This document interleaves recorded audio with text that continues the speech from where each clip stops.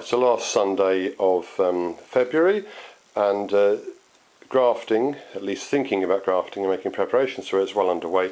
I've been asked to do a few more videos on grafting and talk about knives and how to sharpen them and that sort of thing. I don't consider I'm a great expert on that subject, and there's a lot elsewhere, but just going to show you some of what I do.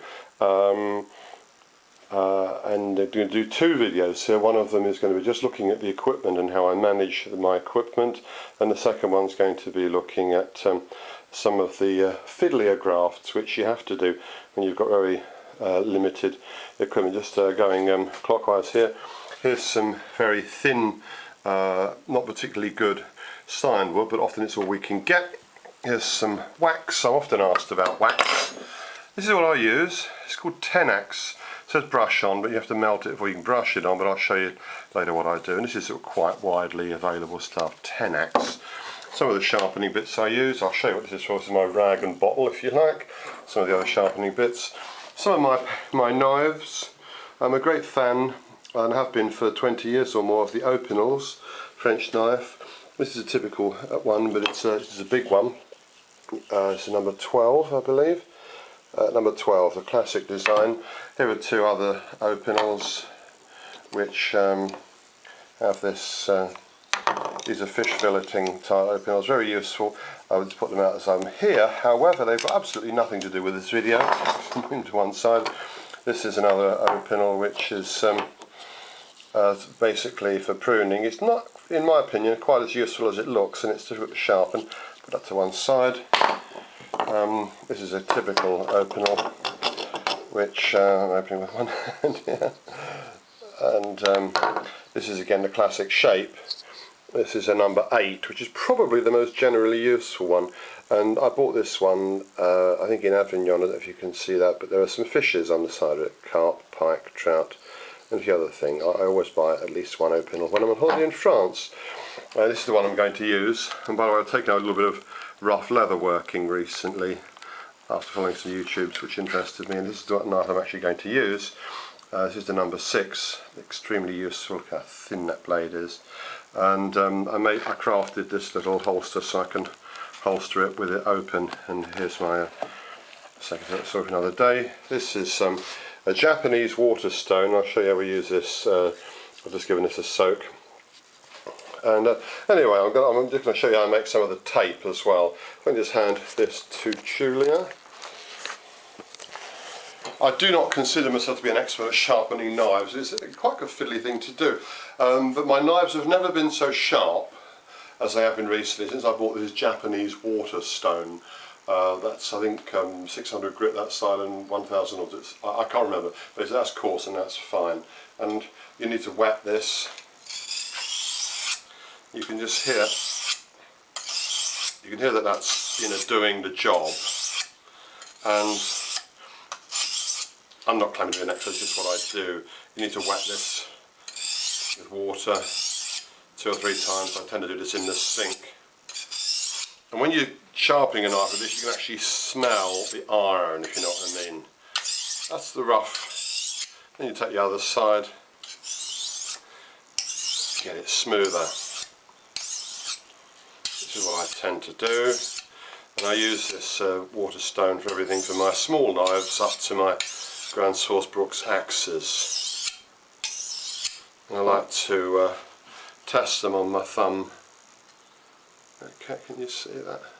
I like to test them on the back of my thumb now. Okay, sharp enough. Right, I'm now going to show you one thing that I do. Just home on here. This is what I do to produce tree ties, to produce the grafting ties. This is a bit crude, and there's probably a better way of doing it than this, but I've grown hundreds of trees on in this way. I just can't seem to find myself a source anywhere of proper grafting tape, so I use this. Taking care, obviously. See what I've done there? This may be crude, it is crude, but it works. No, I'm not doing it like that, I'm doing it like this. Observe the position of my nails. And when we finish this video, I'll just show you It's not showing off. I'll show you some of my wounds. I've cut myself often enough, you'd think I'd have stopped doing it by now.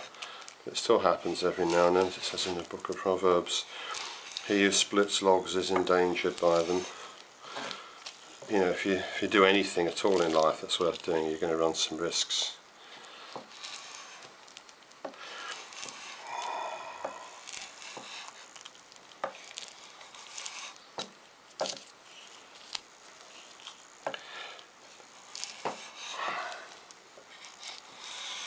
Okay, so this is what I do.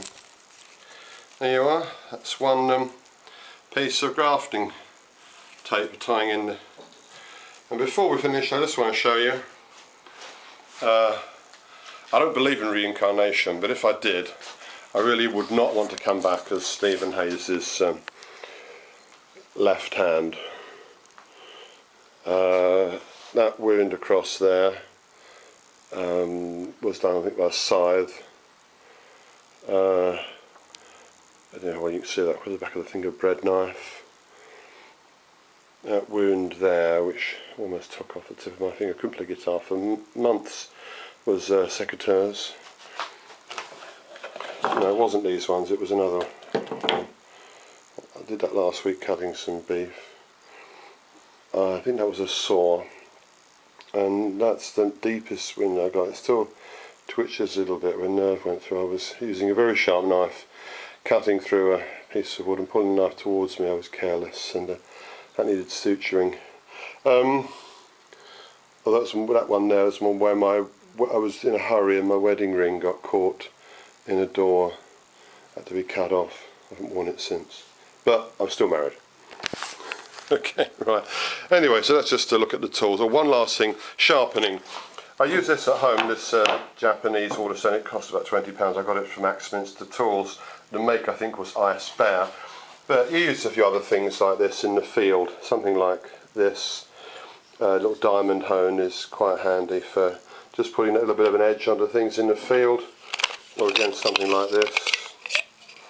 Again, from Axminster, sharp, thick on one side, thin on the other, as it were. A little mini steel. This has to have a sheath to it somewhere, and this is quite handy. What's this? Easy Lap. Handy little fisherman's type of tool. Again, a little diamond hone for keeping things sharp in the field. Oh yes, and this. A little bottle, plastic previous wine bottle with methylated spirits in it, and you can see there's a rag attached to it, and when I'm out working in the field every now and then I'll just take the bottle top off here. I'm not going to do it, just like so, soak this in methylated spirits and just wipe the blade of the knife so as to keep it sterile. Obviously you let the alcohol evaporate off a little while. You don't want to be putting raw alcohol onto these, but you do want to keep the knife clean. Okay, so that's some of the gear I use when I'm grafting, but mainly this is really what I use, this and the wax, and I'll open that in the next video. Just compare and contrast. This knife's really good for things that it's good for, and so's this. Same design, same model, different sizes.